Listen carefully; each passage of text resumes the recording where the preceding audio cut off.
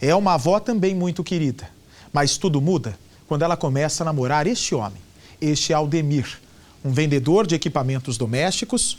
O casal decide morar junto. Vem para mim, por favor.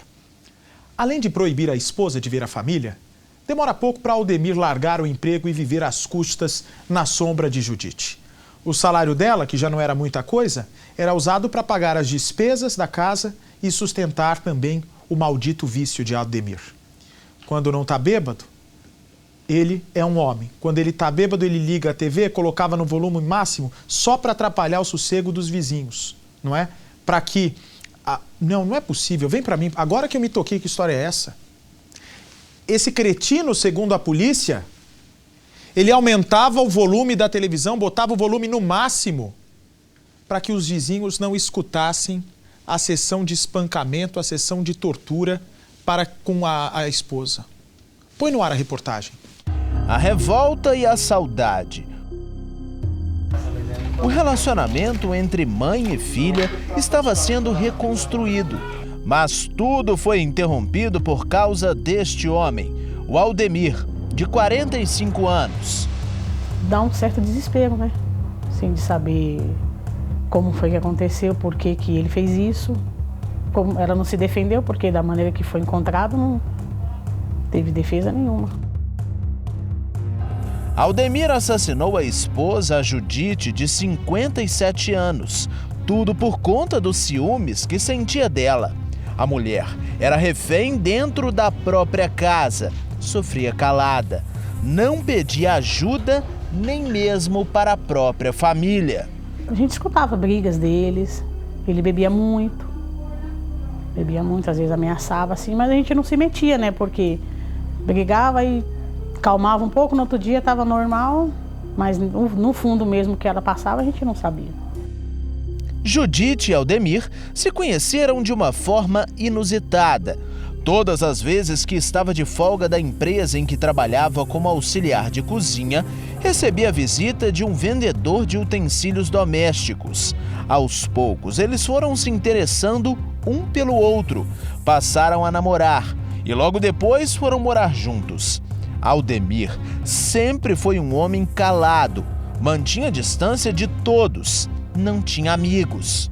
O que mais deixava a Fernanda triste era que a mãe, depois que passou a se envolver com Aldemir, cortou o contato com a família. Se morar do lado da casa da sua mãe, seus filhos não poder nem frequentar, nem conversar na porta, eu não podia nem sair no portão e falar com ela nada. Fernanda acredita que tudo isso era por causa de Aldemir. Muito ciumento e controlador, o homem impedia que a companheira tivesse uma relação próxima com os parentes. A gente até tentou, mas não conseguiu se aproximar dela por causa dele, né? Ele não deixava. Além de ser agressivo, o vendedor parou de trabalhar e passou a ser sustentado pela esposa. Aldemir agredia constantemente a mulher, que ele dizia amar. Judite era vítima dentro da casa que ela mantinha com muita dificuldade, com o salário mínimo que recebia na empresa em que trabalhava. Poucos eram os vizinhos que sabiam de tudo que acontecia aqui dentro da casa, e principalmente das agressões que Judite era vítima. Isso porque o Aldemir, ele tinha uma tática, uma estratégia para evitar chamar a atenção de qualquer pessoa. Todas as vezes que ele chegava em casa, bêbado, completamente alcoolizado e agressivo, antes de ir até o local onde a esposa estava, ele vinha até este armário, na televisão, ligava o aparelho, pegava o controle e colocava o volume no mais alto som. Um barulho muito grande. Assim, ele conseguia evitar com que os vizinhos escutassem os gritos, o choro e possivelmente o pedido de socorro da companheira, que sempre era agredida dentro de um dos quartos, muito longe do alcance da vizinhança. Mas nem sempre esta estratégia dava certo. Alguns moradores de casas ao lado escutavam a vítima chorar, mas nunca pediu por socorro. Por várias vezes ela aparecia nas ruas do bairro e no trabalho com hematomas pelo corpo. Apesar disso, nunca contou o que sofria nas mãos do marido. Parece que ele bateu nela, né? Pegou ela de mais força e ela chegou no trabalho e falou que tinha sido a moto que bateu nela, mas depois a gente descobriu que não foi, que foi ele. Judite chegou a confessar para uma vizinha de forma sigilosa que tudo acontecia por causa dos ciúmes de Aldemir. Com o tempo, ele passou a beber e todas as vezes que chegava bêbado em casa, batia na esposa. Para deixar Judite com ainda mais medo, ele dormia com uma faca debaixo do travesseiro. E não parava por aí.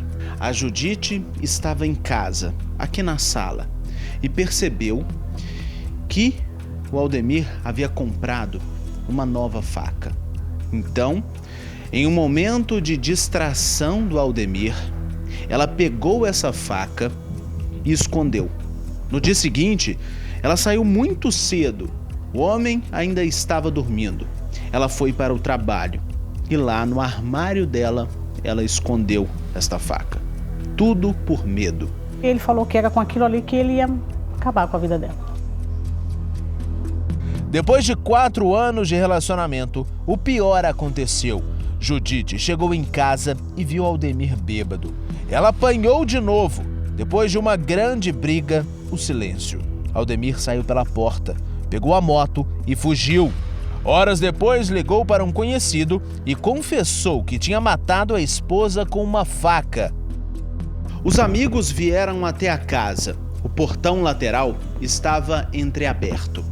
Eles vieram até a cozinha e nada por aqui chamava a atenção, mas eles sabiam que havia algo de errado, pela falta de notícias.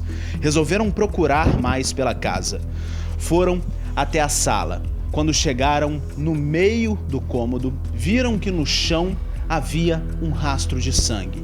Começaram a seguir este rastro que levava até aqui, ao banheiro. Quando eles abriram a porta, viram um lençol e um volume embaixo. Quando levantaram o lençol, viram que a Judite estava morta. Dentro da casa, muita destruição. A suspeita é que o corpo de Judite tenha ficado na casa por 3 dias antes de ser encontrado.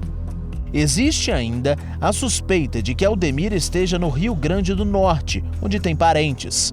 Mas, há algumas semanas, um morador de Hortolândia, onde tudo aconteceu, no interior do estado de São Paulo, disse ter visto o suspeito rondando pela região. Mas a polícia não confirma essa informação. Ninguém sabe onde ele está, por que ele fez, qual o motivo.